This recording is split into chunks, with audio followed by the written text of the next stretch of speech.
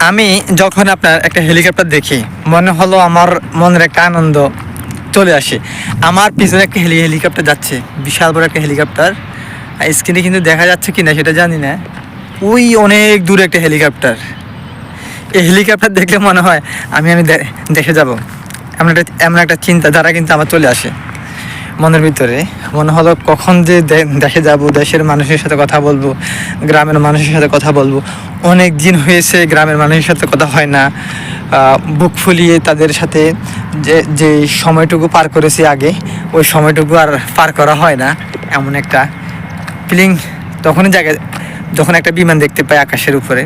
তখন কখন যাব দেশে, কখন মানুষের সাথে, আমার ফ্যামিলি, আমার ভাই ব্রাদার, আমার এলাকার মানুষ, আমার পাড়া প্রতিবেশী, তাদের সাথে কখন কথা বলবো, একটা মনের ফিলিংস তখনই জাগে।